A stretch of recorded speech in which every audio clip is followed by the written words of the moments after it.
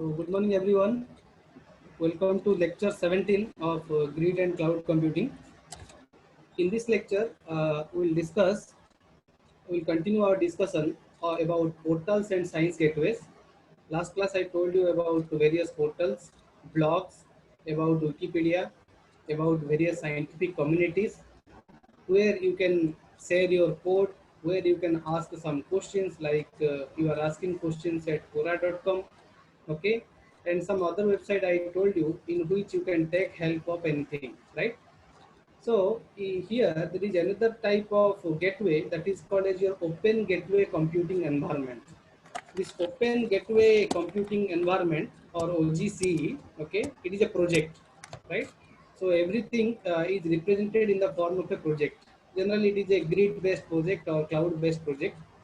So this OGCE project is a provider of your open source gateway software. So the software is belongs to the OGSE project, right? And this software consists of various components, right? Various components. It contains various components. One of the component is called OGCE gadget container. Okay. So OGCE gadget container, like you know that Google also provide various your gadget, right? That I'll tell you in a later point of time.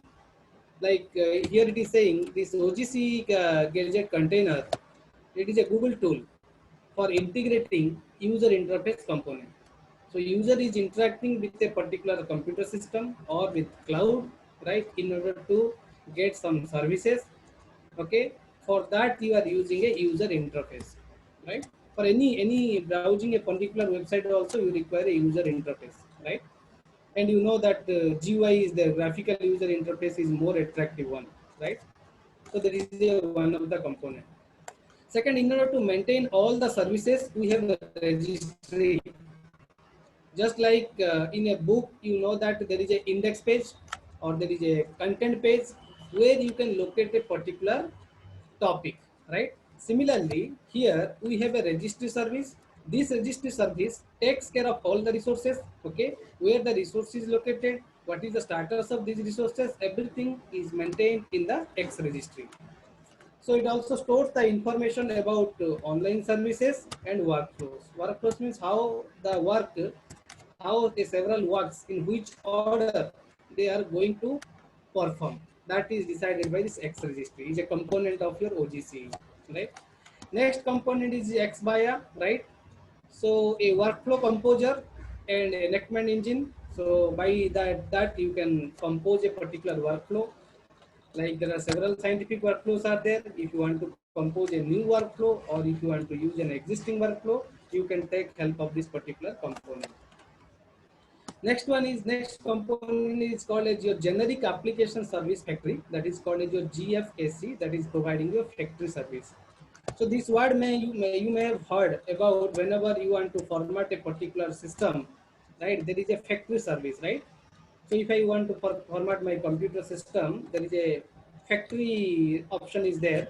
If I click it, then it will go to the it will format your system and it will go to the beginning. Whenever you purchased your computer system, your mobile phone, at that time whatever configuration is there, it will back to that configuration, right? That is called factory services, right? So here it is little bit different, that is called a generic application service factory, right? So various application services are there that you can subscribe, okay, and you can use in a particular experimentations. If you want to do any particular experimentation, you can take off these factory services.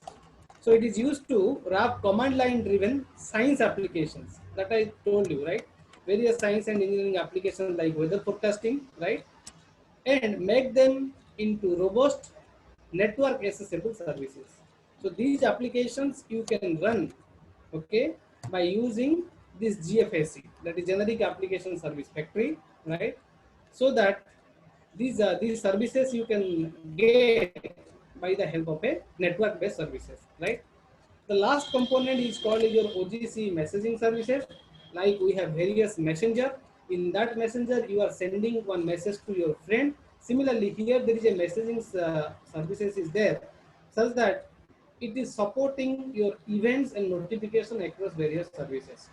So whether your services will be provided or not, or whether the service request is rejected, or whether the service is accepted, or when your service request is going to be released, everything is represented in the form of events and notification. So in order to simplify this OGC concept, let me tell you this process so that you will understand, right? So you know there is a 6-step process is written in this particular slide, right? So here the user is there, right? So user register to a particular portal through a computer system, right? Like many portals are there or many websites are there in which you want to create an account. You can create an account through a computer system.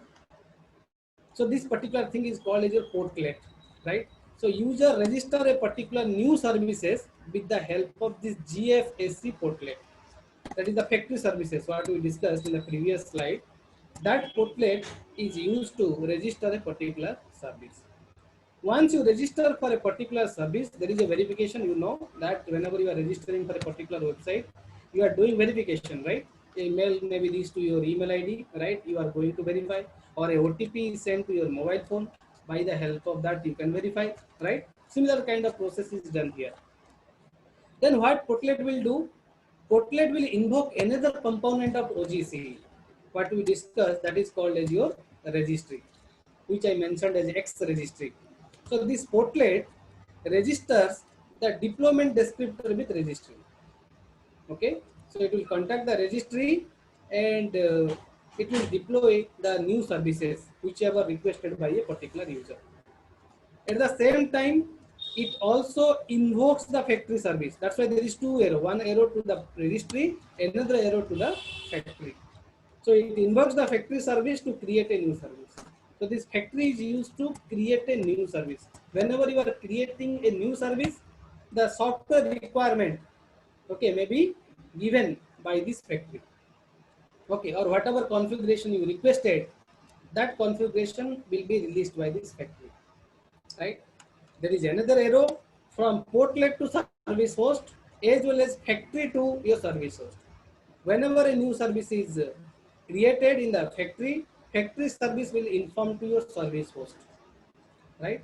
So this factory service creates a new application service in a given service host. Like you are creating a particular virtual machine on top of a physical machine, right?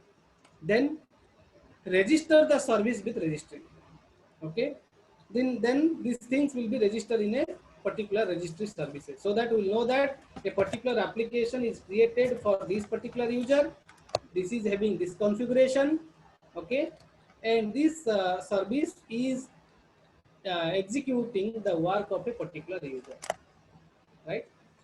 Finally, whatever service is created here, that service what you will do, it will be launched in a application host that we call as your computational cloud. Computational cloud means finally the whatever a user requested a particular services, that will be deployed in the application host. In previous class, I directly told a user service is deployed in the application host, but in between this particular service is rendered, right? So this is a detailed view. You can say whatever we discussed previously, that is called as your abstract view. Next, user shall find the running application service and invoke the service. Once it is following this particular process and a new service is hosted in this application host or in the computational cloud, what you can do, user can access to that application host. User can add something in that application host.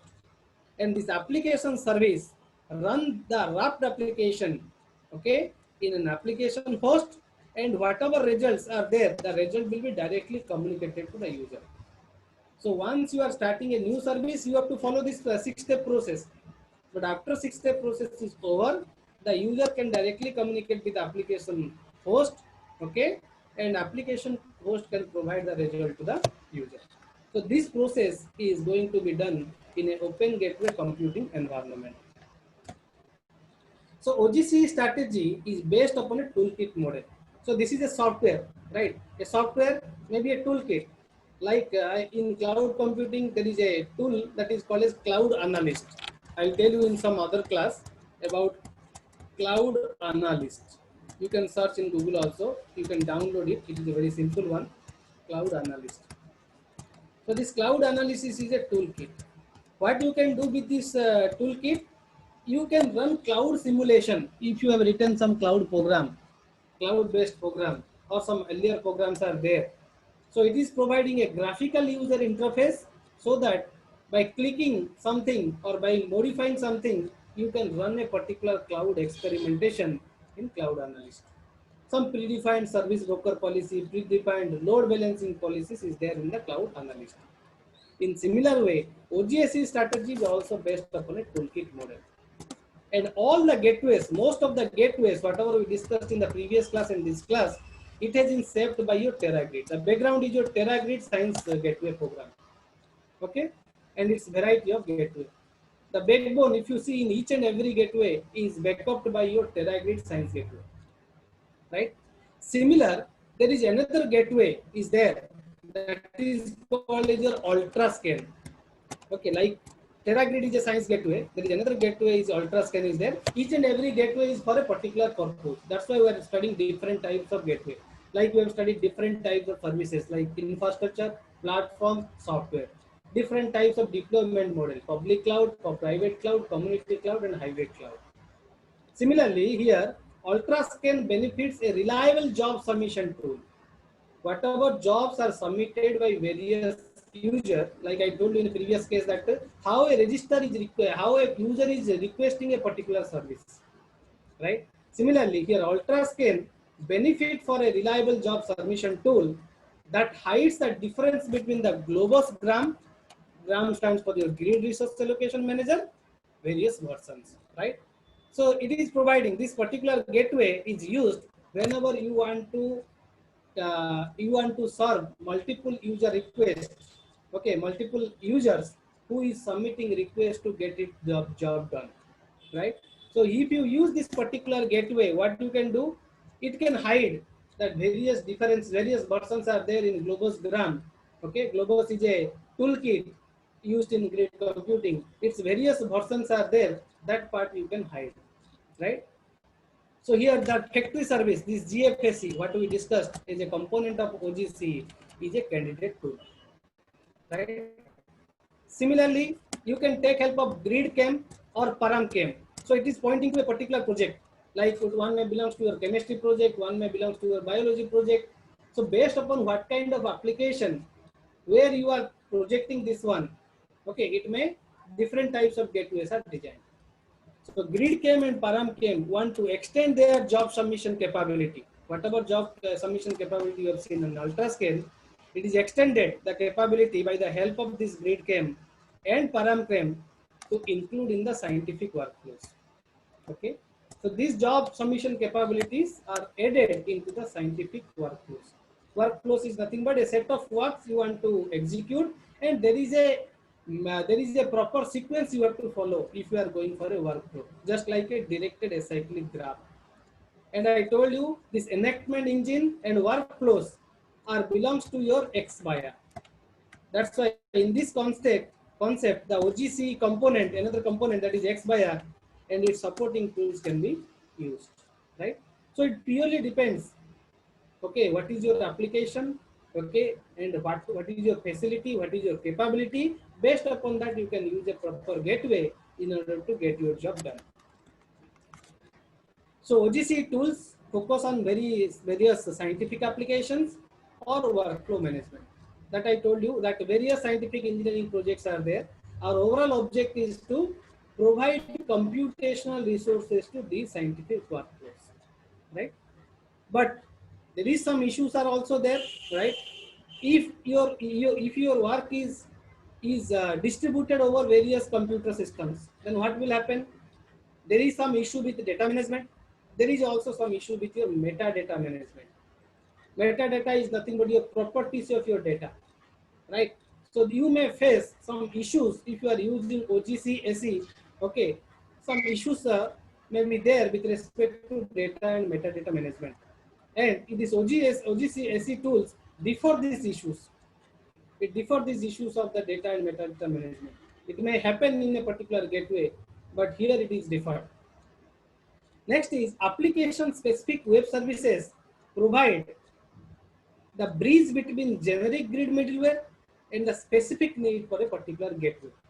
Application specific web service means a web service is deployed for a particular application. It may be a scientific application, it may be a business application, it may be an engineering application. So it provides the bridge between your middleware. You know that middleware is used to abstract few things, right? And specific need of a particular gateway.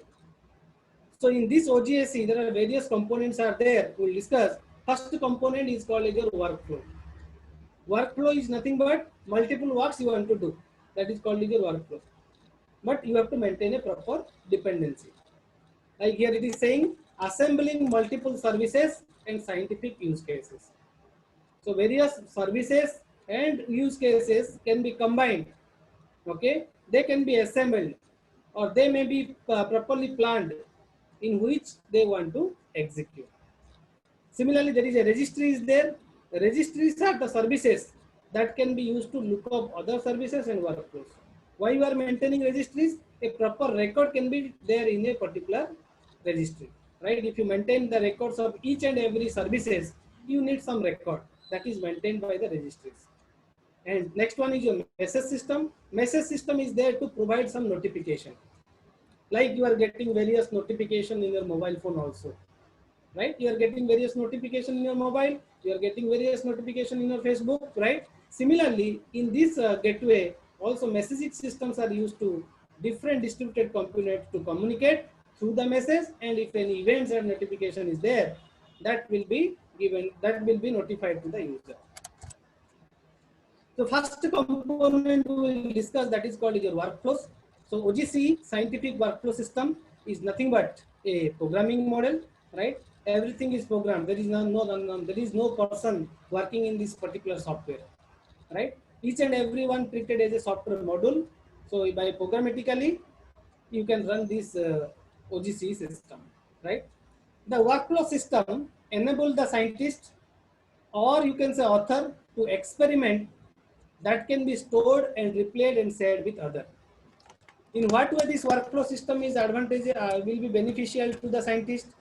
So one scientist can use this workflow system, experiment their work. Once the experimentation is done, then what you will do, that experimentation result, like you are writing a program, whatever result you are getting, that you are storing in a file. You studied in C programming, what is a file? Similarly, whatever experiments you did with this work by using this workflow system, that you can store or replay or share with others. Like last class I told you about GitHub. GitHub is a website where people are sharing their codes. So that code, if you require, you can use that code in order to make your job done. Or you can see what is the logic inside that particular code. So workflow suite is bundled with your interfaces for composition, execution, monitoring of the workflows. So it is providing an interface, right, which you can combine, which can execute, which can monitor that which work is done, which work is not done, right? So OGC is software stack. It is a coupling of various components to harness end-to-end and multi-scale gateway infrastructure. So it is combining various components. It is combining various components so that a user can use the application's host, that is called as your end-to-end services and multi-scale gateway infrastructure. Okay, any number of users can use this infrastructure in order to make their job done. So from OGC X registry, you know that there is a component called X registry and another component is your XYR, right? This X registry, what user can do, user can construct the task graph as a workflows. So you can generate this workflows in two ways. You can take a scientific workflows or you can generate a workflows. This workflows, I told you repeatedly that this workflows is same as your directed acyclic graph, just like I am drawing this one. So there is a graph like this, okay? Each and every node represents a particular work, right? So you can generate such workflows by the help of this by using this and record everything in the X registry. So here user can construct such type of task graphs as a workflows. OGC developers have enhanced to support long-running scientific workflows on computational grids. Like I mentioned previously, the application the host is launched in the computational cloud. Similarly, here you can use the computational grid in order to run a scientific workflows for long time. The second component in the OGSC, you can see that second features that you can say, that is called as your scientific application management. What we are doing here, you know that various peoples are using various apps, like your mobile phone is also having various apps. So it may happen that one app is colliding with another app. Like whenever you go for higher programming languages, you are adding various packages. If you are adding various packages, sometimes one package and another package, there is a conflict occur between two different packages. So in order to avoid that, you can use the scientific application management so that one application should not collide with another application. That's why it is saying wrapping scientific application as remotely accessible service is a common task for science gate. So all are not present in a single location because it is a completely distributed system, right? So you can access a resource remotely. Okay, that is what you can do here. And you know grid middleware, I always told middleware is providing the abstraction. Grid middleware solutions abstract the heterogeneous resources. The resources may be present in various places. One may be at Hyderabad, one may be at Bangalore, one may be at New Delhi, one may be outside the country.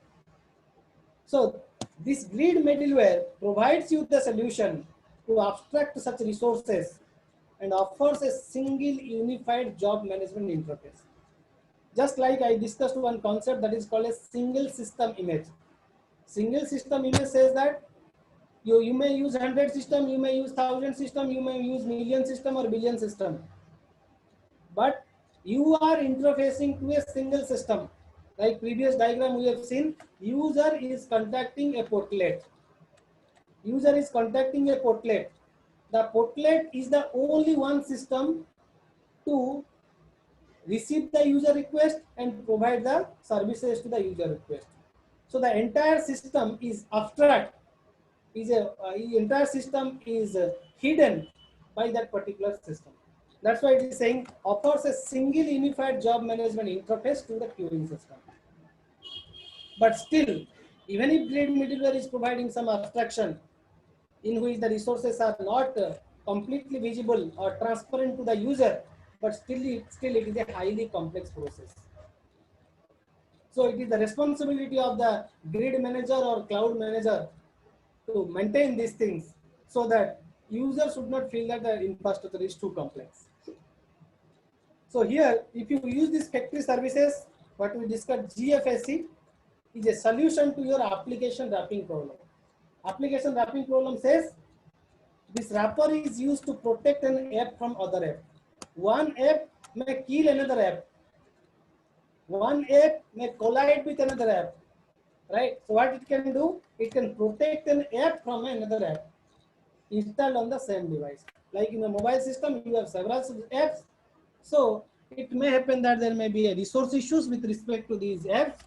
So if you use this GFSC, okay, it is going to solve your application wrapping problem. So application wrapping allows your developer, your administrator. Developer means suppose one app is developed by Google or the administrator of Google to apply security enforcement policies to an app without changing its look and functionality. The security features of each and every app is different. Like you know, many times in news it is came that this app is taking all the informations of your mobile or whatever applications you are using. This application is not showing any kind of permission, not asking any kind of permission. It is stealing your data from your mobile, right? So here you can enforce, okay, various security. As a developer or administrator, you can enforce various security things so that unnecessary data should not be retrieved from a particular user. Next is GFSC wrapped services can be run as a standalone tool. Okay, they can be registered with X registry. So these wrapped services is maintained in the X registry before going for the factory services or before hosting a particular application for the later incorporation into the workforce. And gateways adopting this GFSC, those gateways who accept this GFSC, that is the factory service, can outsource the reliability and scalability. They are not responsible for reliability and scalability, okay? But they are focusing more time, okay? They are devoting more time in the resources to their domain specific problem. For a particular problem, whatever resources is required, they are focusing in that component instead of focusing on the reliability and scalability issues. Okay, so this reliability and fault tolerance or these issues are not covering all types of problems, right? So these are, you know that if you go for multi-tier architecture also, I told you, each and every tier is responsible for few things. If each and every tier is responsible for some things, then what will happen? The complexity of the infrastructure will be reduced. Single person is doing all the work and 5 person is doing the same work by dividing the work. So obviously that is a better one. The similar kind of things done here. So it may happen that whatever codes you are writing, the codes will fail to run for the region that outside the gateway developer's control. So whatever things are designed by the developer for the gateway and you are running the code may be failed. Okay, that is the main reason is that is not in the control of the gateway developer. Just I told you that in the gateway adopting the GFSC, they are not responsible for your reliability and scalability factor. So what you have to do, you have to rely on the error detection, logging into the system, or resolution strategies must be specialized to a particular application. That's why everything is application specific. In a particular application, you have to give special care to this reliability, scalability, error detection, fault tolerance, logging system, or resolution strategies. Third one is called your gadget container. This is one of the components we discussed in the OGC. So gadget container, you know that Google is providing various gadgets. You know about Alexa or Google Assistant, Google Home. These are the containers. So workflows, registries, and service wrappers have both client and server side pieces. Client can maintain these things, okay, as well as server can also maintain these things. So this gateway gadgets is providing a user-centered interface. It is providing an interface. Google Assistant, you are speaking something that is recorded, that is automatically typed, right? So this user interface for scientific gateways need to communicate with your server-side component. Suppose I want to write a long paragraph. What I did, I am taking the help of Google Assistant, and Google Assistant is recording everything in the server-side component. That is possible in today's scenario. So these gadgets are mostly self-contained web applications that compile with your Google gadgets like Alexa or Google Home. And this gadget container provides an operating context for a particular gadget. So each and every gadget has an operating context, right? How it will operate is based upon the user interface. Okay, somebody may use a direct one, somebody may use an indirect one also. So here, like you know that in Amazon S3 we have studied something called your bucket. So here the container, one container like a bucket can keep multiple objects. We have studied in Amazon S3. One bucket is there. Inside the bucket you may have several objects. Similarly, under a container, okay, this container under HTTP security, that is secure HTTP, or a secure HTTP connections between the container and gadget. The container and gadget, whenever they will communicate, they are binded by the your HTTPS protocol, so that secure connections and security features, security enforcement can be done in this in between the container and gadgets. Next component is your packaging. That you know that there is a website called SourceForge, right? This is an open source website where you are downloading various software. Whenever you are downloading the software, you are typing, you will see that some link is coming, which is under your sourceforge.com or .net. So OGC bridges several component projects. Like each and every project may have say various sub projects that I am decomposing a project into small part. So each sub project can be built separately using Apache Maven. Apache Maven is providing such facility so that each project can be built separately. And these sub projects you can build, you can work in each and every sub project. When the sub project is matured means you have developed it, you have tested it, and you have seen that there is no error, there is no bug. Now it can be launched.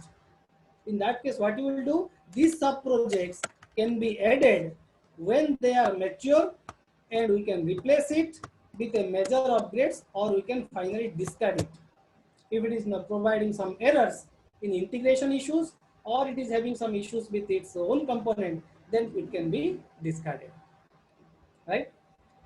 Building a science gateway requires a match end user requirement. It is very much important.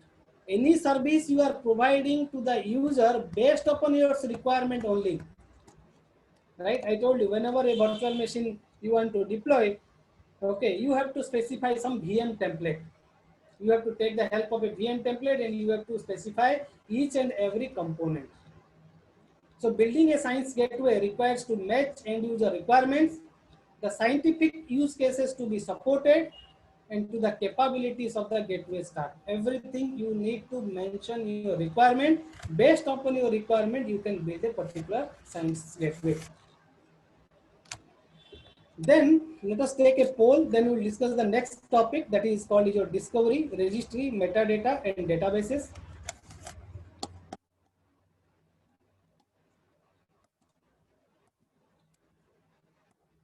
So we discussed about OGC.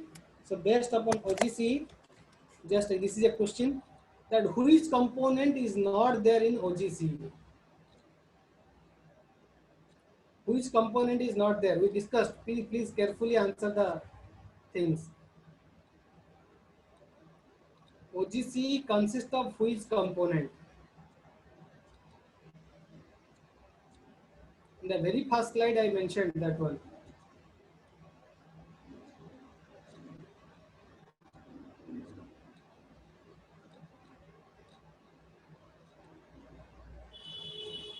You have last 5 seconds.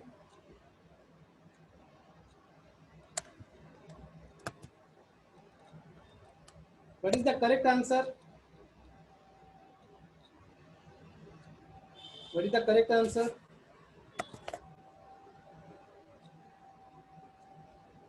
What is the correct answer?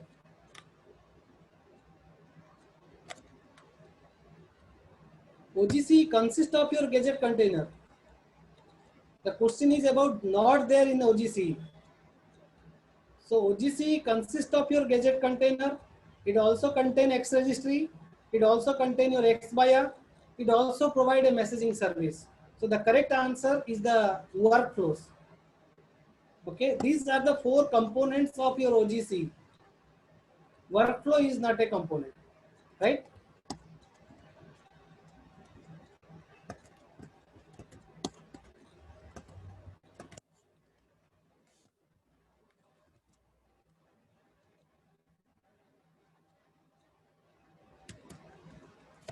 Okay.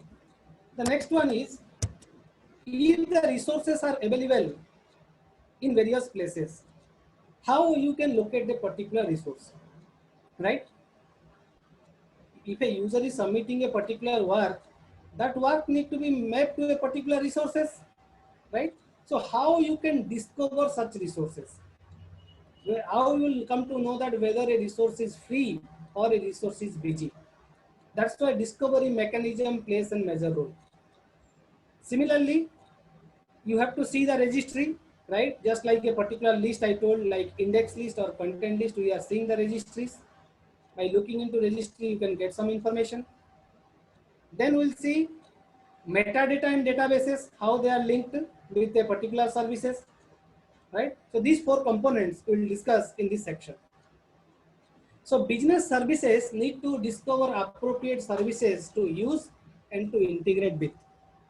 So if you want to use any services, not necessarily business services, you have to discover such services, or you have to map such services with a particular resources. You can integrate it so that the service will be provided by that component. And registry is providing you a sophisticated naming. If you go a particular registry, so like you are creating your username, it is providing a sophisticated naming, and it is providing the directory services also that facilitate service resource discovery. So by the help of this sophisticated naming and directory services, you can locate a particular service. You can get your facilitate the service resource discovery. So what do you mean by exactly registry? The definition says a registry requires a set of data structure. So a registry is nothing but you may use a data structure like array. Okay, you can use array to store all the details. For example, I am storing a user name followed by the details of the user, or a unique ID followed by a particular user's name and details, or a particular services. So a registry requires a set of data structure specification for metadata. Metadata is nothing but a properties of data that we call it a data about data to be stored in the registry, and a set of operations you can apply that also need to be mentioned in the registry. Just like that is called as CRUD. What operations you can apply? That is called as your CRUD. C stands for you can create a service, you can read a particular thing, you can update a service, or you can delete a particular service. Right? So this CRUD is used for storing, deleting, and queuing. Sorry, querying. Querying means you are asking something, the data, to store your metadata for ownership, containment, and categorization of the services. So by the help of this CRUD, you can do a lot of operations. You can ask, suppose I want to know something about a particular data, then I can initiate a particular query. So based upon my query, the answer will be resolved, right? So this registry contains three components or three categories. They are represented by three pages. One is called your white page, another is called your yellow page, another is called your green page. So white page contain the name and the general contact information. Okay, so in the registry, whatever data structure you are maintaining, right, that is keeping these things. The name and contact information is coming under your white page. Classification information, for example, types, what type of service you have asked, or what is the location of the services. Like you have seen that in Amazon S3, US hyphen West 2 is a region, US hyphen East is a region, right? Asia Pacific is a region. So that is called your location of the service is represented in yellow page, is written in the yellow page. Next page is there is a green page. It invokes the offered services. Okay, that is nothing but the technical data regarding the services that is written in the green page, right? So registry holds these pages in order to keep various information. Next is we are using UDDI and service registry. UDDI is there to provide this registry. So UDDI stands for Universal Description, Discovery, and Integration Specifications. So it is providing description about a particular service. It is discovering a particular service, locating a particular service, and it can integrate a service with another service because sometimes integration is required. So it is define a way to describe. Describe means in a particular service, what kind of work you can do, that is described in the UDDI. It can publish, okay, discover information about a web service by creating a platform independent and open framework. So that framework is open and it is not dependent on any platform so that anybody can use. It was started in the year of 2000 September, right? It's a joint collaboration of B2B integration between IBM, Microsoft, and Ariba. You know that there is a B2B. B2B means suppose you want to start a company, okay, which is manufacturing a car, manufacturing a car. So to assemble a particular car, what you need? You need glasses, you need gear system, you need a wheel, you need let's say uh, steering, you need various horns, you need silence pipe, many things are there. So these things you have collected from some company. You are a company, you are a car manufacturer, you are running a car function, car manufacture company, okay, or you are owning a car manufacturing company. For this car manufacture, you require several components. That component is designed by some other company. Or if you take an example of computer system, you want to build a computer system. A computer system has a CPU, keyboard, mouse, motherboard, processor, RAM, many things are there, right? So these components are you are purchasing from some other company. After you are getting these components, what you are doing? You are assembling them to build a particular computer system. So what type of integration you are doing here? That is called your B2B integration, business to business integration. Similarly, this UDDI is published in OASIS, that is Advancing Open Standard for the Information Security. So the Information Society released this UDDI version 3.0 so that you can describe, publish and discover various information. Based on the common set of industry standards, including HTTP, XML, XML schema. So you know that in service-oriented architecture, most of the services is rendered by using your XML. So XML is a standard followed by uh, various services. Or you can use your SOAP, that is Simple Object Access Protocol. UDDI provides an interoperable foundational infrastructure for a web service-based software environment for both publicly available services and the service exposed internally. Whatever service you want to make it open as an open source, or whatever services you want to make for your organization, both can be done by UDDI by following a common set of industry standards. So there are two primary types of registry used in the UDDI. One is called your public registry. Public registry is generally using your centralized distributed service, or you can use the private. Private is restricted to a particular organization, or we can go for a semi-private or shared registry. Suppose one organization share a registry with other organization, then that organization can only retrieve that thing. Like you are sharing your document in your Google Drive, right? So when you share your document with others, if that person is using another email ID, then one request came to your email that this person want to use you want to access your file using this email ID, you give permission.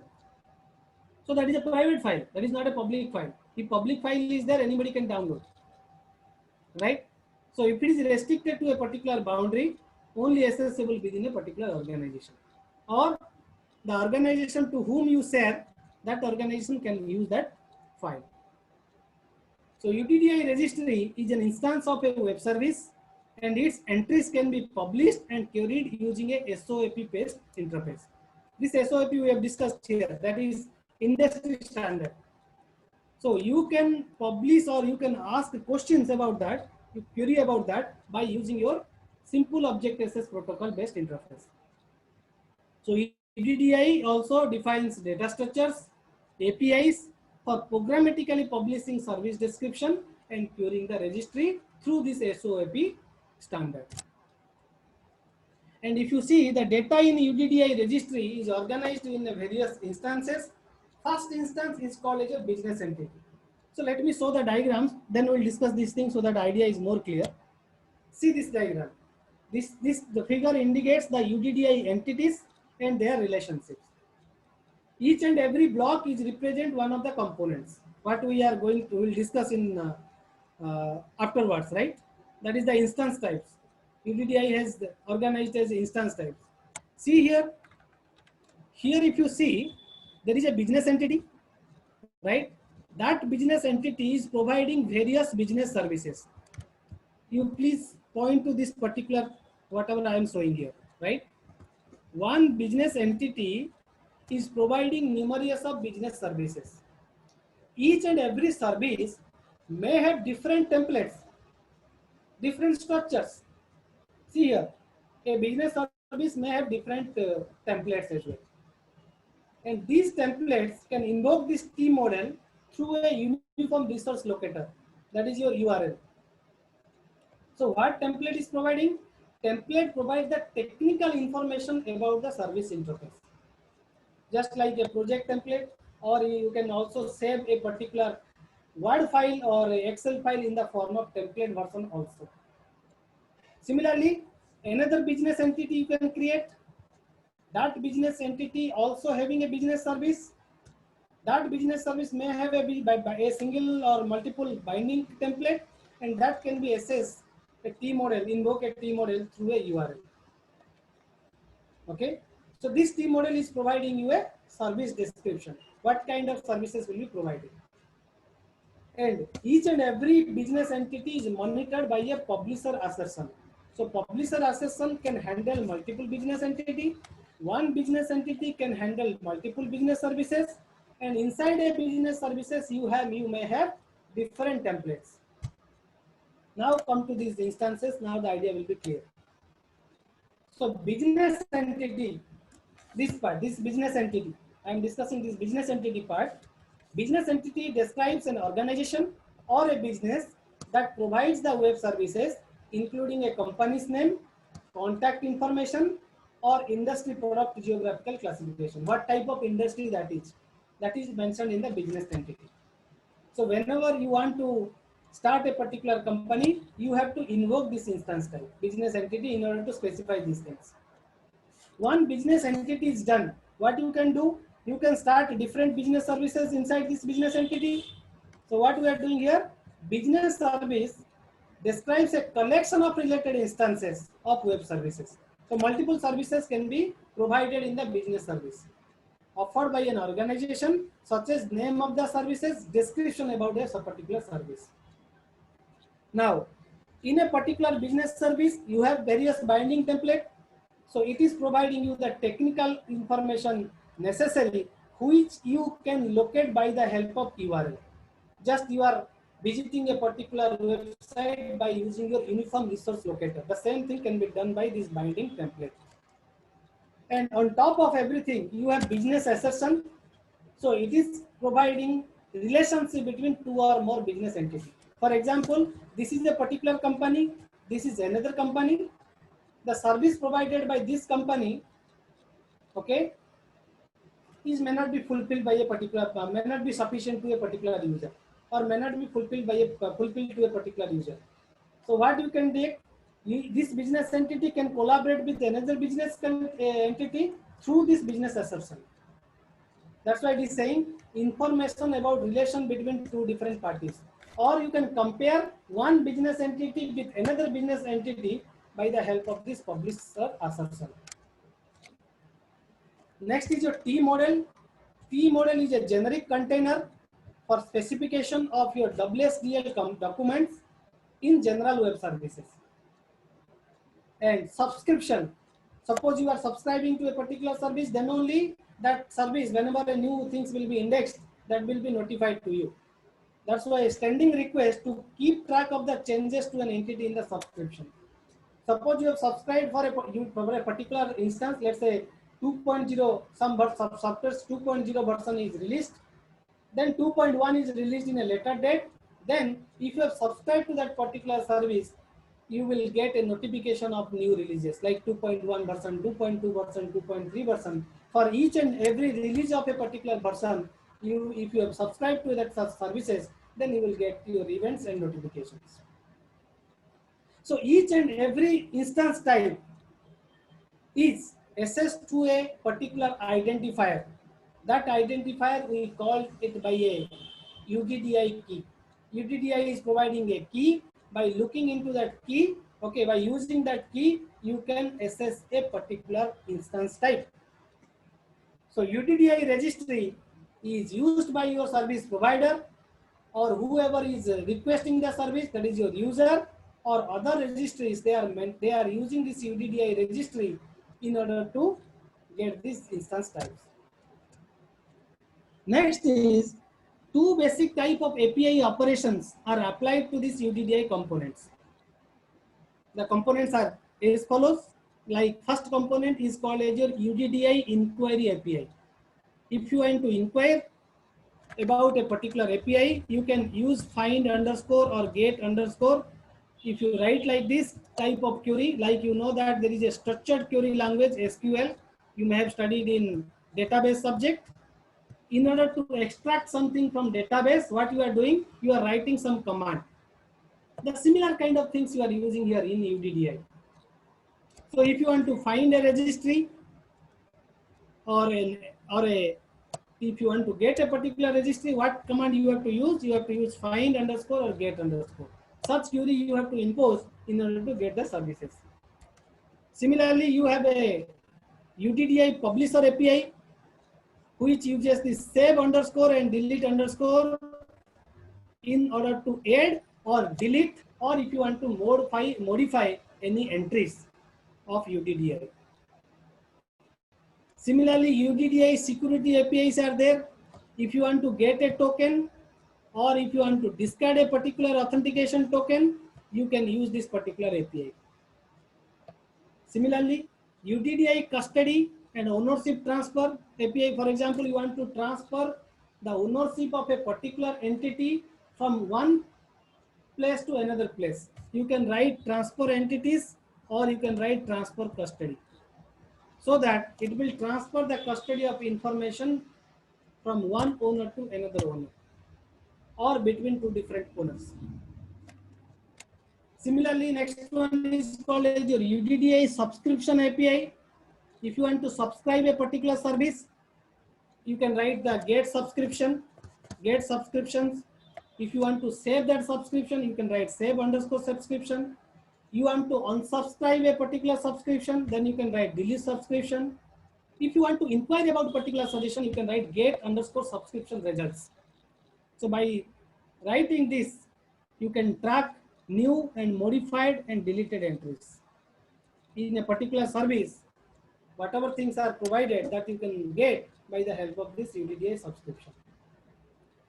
UDDI replication APIs are there. Replication means duplication, replication of information between registries. The same information should be available under multiple registries,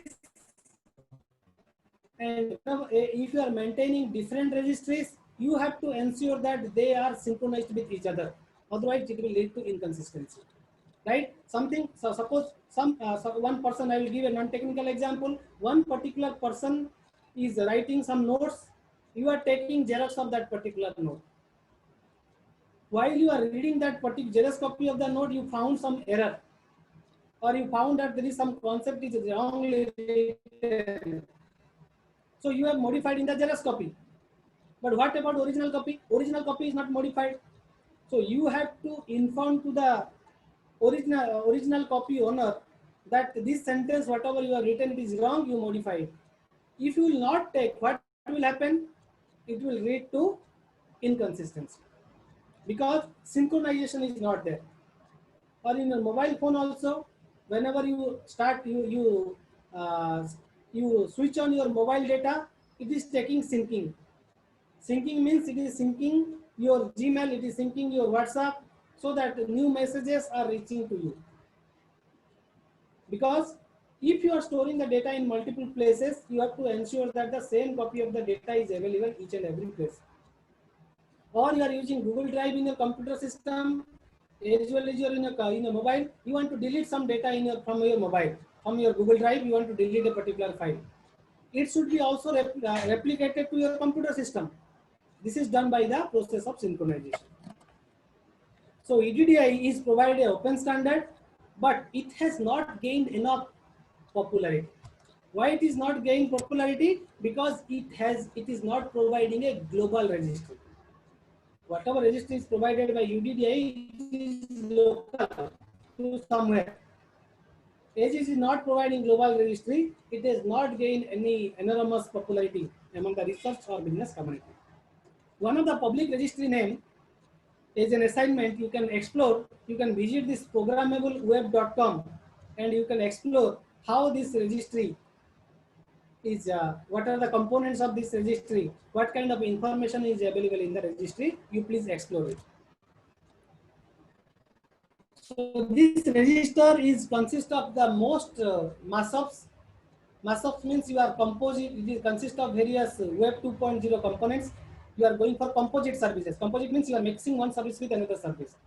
And APIs are applied in the mapping or search, travel, social, instant messaging, shopping, and video streaming areas. So if you visit this programmableweb.com, you will get the details about it. And they are using the open standards. What we discussed, that is XML is used, RSS is used, open source, Atom Publishing Protocol APP is used as a standard in these registries. And the popular mashups are also used by your Google Map, your Facebook, Twitter, YouTube, Flickr. They are using these popular mashups. Okay. So they are providing you the composite services. They are not providing a standalone services. They are providing various services by invoking these standards, whatever we discussed. So if you go for high-level applications, regularly query the database in order to adapt their execution. Okay. So periodically you have to go for data polling. You have to periodically update your data. But periodically, if the period is very small, let's say period is, let's say 5 seconds. So what will happen? In each and every 5 seconds, it will update the record, which leads to inefficiency and which is also related to unscalable. And also it will increase the data traffic. So every time you are doing syncing, or every time you are updating your app, okay, or every time you are invoking the same service, updating the small informations. So what will happen? The network will be overloaded and CPU usage is also increased. Okay, unnecessarily you are increasing the resources, right? So high level applications are doing that part because their applications are running in various computer systems. So there are many updates which leads to the network traffic problem. So one thing you can use here, that is publisher and subscribe model, which we discussed, that is called as PubSub model, which provides you many-to-many relationship because there is many publishers are there, many subscribers are there. One subscriber may request, may subscribe various services provided by a publisher, right? Like you can subscribe many YouTube channels in order to get the services. There are number of publishers are there. So the relationship between the publisher and the subscriber is called as a many-to-many relation. So here the subscriber registered to a particular event type and receive notification from the event publisher. So you, whatever services you have registered, for that services you are getting notifications. So earlier this publisher and subscriber is based upon the centralized system, but now they are going for a distributed system. So they are decoupling your publisher and subscriber so that publisher subscriber should not depend on each other. At any point of time you can subscribe, at any point of time you can unsubscribe, at any point of time you can get the services. Okay, so that they are decoupling the publisher and subscriber. So there is two type of publisher subscriber system. One is called is your topic based. Topic based means publisher will release the notification based upon a topic. For example, I will share some video based upon, let's say I will write, this is based upon your UDDI. The specific interest people, that is called as your subscriber, those who are interested in UDDI, they will search for a particular topic. When they will search this topic about UDDI, they will get the details about a particular publisher and they can receive all events published on that topic. That is your UDDI. But whenever you go for the second, that is content-based system, it is introducing a subscription scheme. So here what happens, the subscriber need to subscribe the publisher content. Then only he will get a notification. So it gives users the ability to express their interest by specifying the predicates.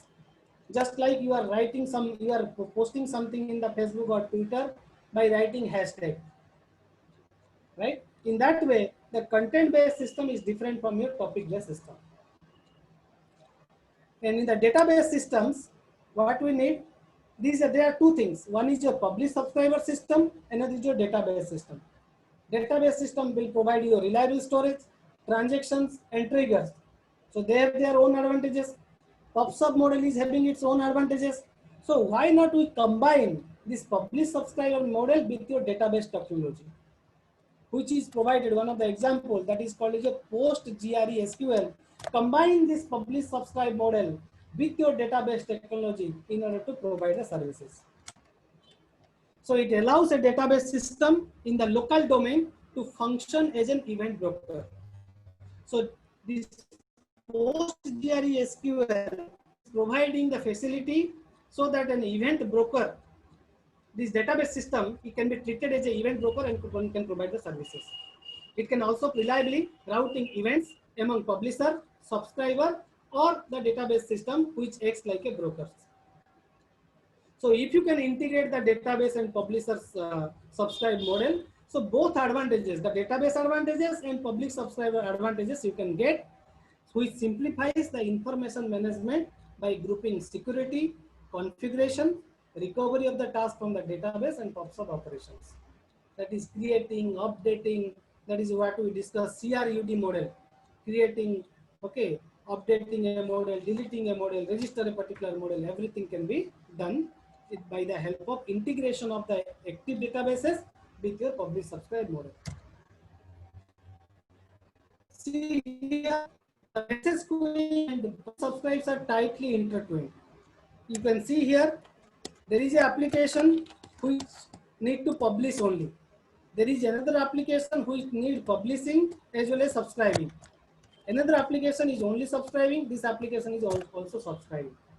So Oracle can combine these applications. Like you know that in Oracle 8 was released. Oracle 8 is providing this advanced queuing concept.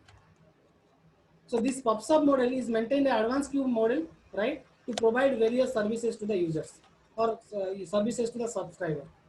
So Oracle 8 has introduced the advanced queuing concept, which later modified and integrated with the PubSub model in Oracle 9i, and Oracle 10.1 providing this Oracle Stream Advanced Queuing model that we call as OSAQ model, right, in which the publish and subscriber advantages and your database advantages you will get. Both advantages you will get in order to provide a particular service.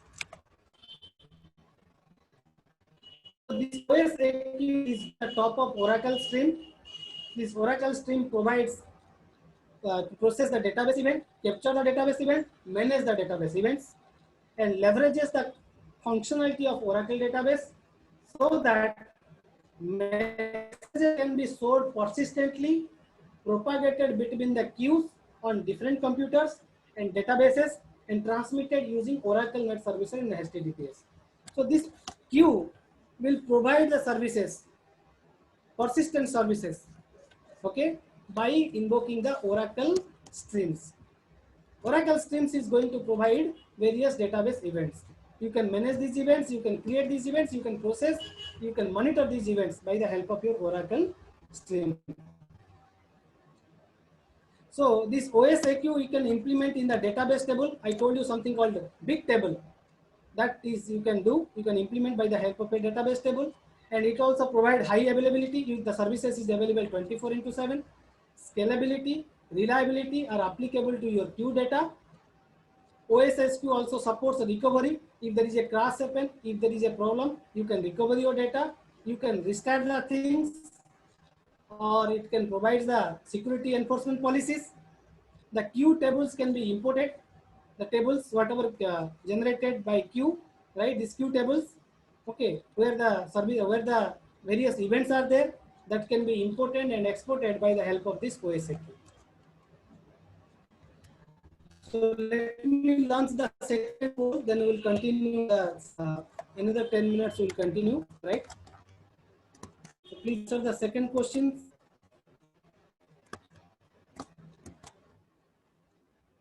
I told you about CRUD model. Okay, CRUD model. So what is the meaning of CRUD?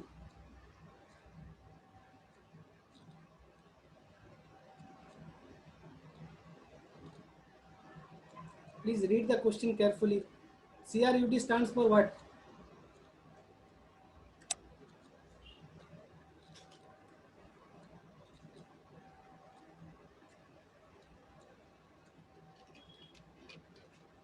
Last 10 seconds.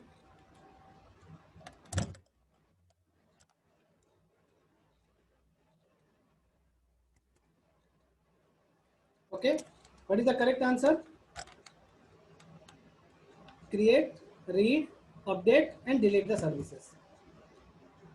Okay. So the last part is your metadata. I told you in a single folder, if you have multiple Word files, each and every Word file has a name, each and every Word file has a space, each and every Word file having a ownership, each and every file having a read write permission, right? That is called your metadata. So these metadata are maintained in the form of a catalog, which called as a metadata catalog. Why you are maintaining this metadata catalog? It can provide it can discover and locate the desired data and services in order to get a particular data. For example, I want to watch a particular video. That video length should be 15 minutes, maximum of 15 minutes. Okay, and that video let be available in 720p. This is my requirement as a user. So it will search based upon these attributes. It will search whether such videos will be available in my directory or not. So metadata is going to provide you information about data. So metadata in the grid, if you see, it is pointing to the name and location of the data. It is pointing to the structure of the data, right? In what way it is maintained, what is the format of the data item names and description, what kind of users are using the data, the name, address, profiles, and their preferences, basic listing and simple lookup available services, and their relating functions and locations. These things are maintained in as a metadata so that you can discover and locate a particular services or data, okay, in the registry, right? So if you go for earlier metadata catalog, like one catalog is there that is called as a metadata catalog service. This service was developed by San Diego Supercomputing Center. Okay, they developed this meta catalog, which uses your storage resource breaker, that is SRB, which has evolved to the iROT systems, right? So this is earlier people have used this particular catalog. This provides this. If you go to this particular catalog, right, whenever you go for a particular bookstore, that bookstore person is searching everything in the form of a catalog. In that catalog is mentioned what is the price of a particular book, what is the page, what is the number of pages, what is the ISBN number, everything is mentioned. Similarly, where we are using the same type of catalog. This catalog is nothing but a hierarchical structure. Hierarchical structure, you know, that is look like a tree structure. One root node is there, root directory, then there is a subdirectory. In each and a subdirectory, subdirectory is there. Similarly, another type of catalog system is called as your MCS system, which was developed by Globus. It is also providing a hierarchical organization in order to maintain the metadata, and it is coming under your Globus project, which uses your replica location service RLS to provide the replica catalog. The same catalog can be replicated in various places. Third type of metadata catalog is called as ARDA catalog for grid applications, which uses your G-Lite software stack available in the EGE project. It is also using your hierarchical file system and maintains everything in the form of key value pair, what we discussed in the HDFS system. I told you if you go for Hadoop, everything is maintained in the form of a key value pair. So similar kind of things are also used by this particular meta catalog. The next topic we'll discuss, that is called as a semantic web and grids. The semantic web is all about the automation, discovery, and integration. So the discovery of the resources and services and integration should be done automatically. for which we are using semantic web. And semantic web, semantic means meaning. If you go for the dictionary meaning, that is called as meaning. Syntax means particular structure. Maybe in compiler design, these things are clear to you. Syntax means in what way you are going to write a particular program. Like you are writing C is equal to A plus B, you are forgetting to put a semicolon. That is called as your syntax error. But whenever you are writing 2 divided by 0, 2 slash 0, semicolon. Let's say 2 C is equal to 2 slash 0, semicolon. So you cannot divide a number by 0. It will result you a divide by 0 error. So if you see that, that is called your semantic. So if you write the semantics, what we are discussing here, semantic web, so which adds machine processable semantics to the data.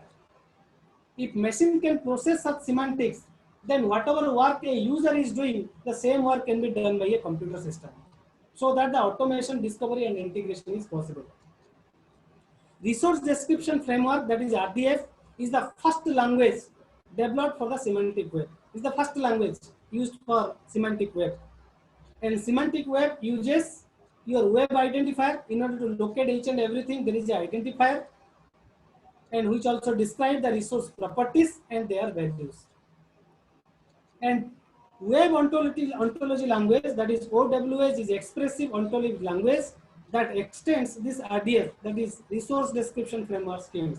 And it also adds more vocabulary, more services, more descriptions, more properties, more classes, in order to make everything as automation discovery, in order to enable automation discovery and integration. So this OWLS, S stands for your services, provide 3 types of sub-ontologies. One is your service profile. Service profile deals with your service advertisement and discovery. Service model is the second sub-ontology, which deals with your service invocations, how to invoke a service, how to combine one service with another service, how to monitor the progress of each and every service, how to recover a particular service, right? Third thing is called is your service grounding. Service grounding deals with mapping the abstract to a concrete specification, and how you can assess a particular service. That is the responsibility of service grounding. So these 3 ontologies, sub-ontologies, is provided by your OWS-S. Similarly, we have semantic grids and grid with semantics, which incorporate the advantages of 3 things. One is grid, another is your semantic web, third one is your web service. Let us see with a diagram so that the idea is more clear. So we are discussing 3 things. One is grid, another is semantic web, another is your web service. See here, 3 components are there. One is called is your web services, another is your semantic web, another is your grid. It is providing your automation. Grid is providing your heterogeneous services. Web service is that way you is providing a interface in order to use a particular services. So these 3 advantages is taken care by the semantic web. If you want to take advantages of web service and semantic web, which we call as a semantic web service. If you want to take advantages of semantic web and grid, we call it by a semantics of for the grid. If you want to take web services and grid, you can call it by grid services, right? So semantic webs combines all the 3 things. Semantic web services, semantics for the grid, and grid services can be combined and provided as a services. So this semantic OGSA, SOGSA, is a reference architecture. It is a reference architecture. Anyone can modify this architecture, can drop anything, and can add anything. And this SOGSA is extending your OGSA, which supports your explicit handling of semantic. If you whatever the semantics handled by OGSA, it is extended by OGSA, so that OGSA can handle the things explicitly. It also defines the associated knowledge services. It also provided the semantic provisioning services, in which you can create, you can store, you can update, you can remove, you can access various knowledge and metadata. So SOGSA, you can say it is a superset of your OGSA. It focuses on 3 things, that is model. In order to build a particular model, you have to rely on various elements and their relationship between each and every model elements. Second one is your capabilities. In capabilities, you have to know that various services that are required by each and every components. Third one is your mechanism. Mechanism says that how these elements will interact with each other so that they can deliver various types of services. So this is a complete semantic grid architecture. So you know that in order to use any grid applications, you require a portal or portlets. Okay. In order to process anything, in order to go for a data mining applications or text mining application or any collaborative applications. Then in this layer, you have a knowledge service. Knowledge service can be divided into two parts. It may be a data computational service or it may be an information service. If it is an information service, it is provided by these information services, or this computational services, it is provided by computational grids or clouds in this particular layer. In the bottom layer, you have a grid middleware fabric in order to abstract the hardware, right? So this is the overall architecture suggested by one of the researcher, okay, that is by your ECAI 2004 conference, okay, in Spain. This architecture is suggested by a particular researcher. Then distributed job execution environment. If you go for a distributed environment, it consists of two components. One component is called as your job execution engine. Job execution engine is responsible for scheduling. If you have multiple jobs, in which order you are going to execute these jobs, that is the responsibility of your job execution engine. It is also responsible for your resource allocation, how many resources is required for a particular services, and if a service is failed, how you can provide uninterrupted services to the user, that also is responsibility of your job execution engine. Next one is your distributed data management, which is providing an abstraction for the jobs to access the various distributed data. In the examples of this job, distributed job execution management is called your Google MapReduce, which you know that everything is maintained in the form of key value pair. You can decompose that works into multiple parts and combine in a retrofit. Or Microsoft Drive is representing everything in the form of a directed acyclic graph. In this directed acyclic graph, one task can be started based upon the output of another task. Just it is dependent on its previous task. That's why it is represented in the form of directed acyclic graph. And you can decompose a service into various small components so that you can relate one component with another component. You can propagate the information to another component to start the next work. That can be done by this Microsoft Drive. This is the last one. That is the location aware request distribution algorithm is used to schedule requests based upon the data locations, where the data is located, where there is a active connections about the server. Based upon that, this algorithm is used. This algorithm allows you to dynamically create the replicas so that if a particular replica is failed, another replica can provide you the result. Like grid computing, we are using Condor, right? Condor is a project, right? This is a middleware which also distribute various jobs based upon the client requirement. It is representing everything in the form of a XML file so that the semi-structured data can be provided. And this semi-structured data is finding a pair with a particular resources, means jobs are mapped with a particular resources. If a pair is formed between the job and resources, the match mapper notifies the matching agent as well as the resources. And it can provide two different type of data. One is computational data. Computational data is providing maximum things in the execution. Data intensive tasks are giving maximum times in the processing and your IO, input output. In this way, computational jobs and data intensive job is different from each other. One resource may be better for computational job, another instance maybe another resources is best for your data intensive job. Similarly, Amazon is providing another one that is called Astrolab, which monitor the state of a collection of distributed resources. It also driven various SQL queries.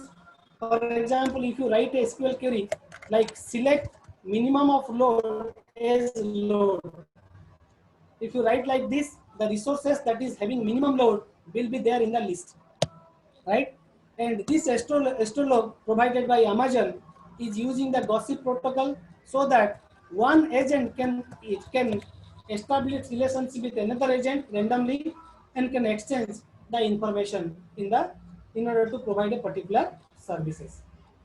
Okay, we'll stop here. Next class onwards, next class we will see the rest part of oriented architecture.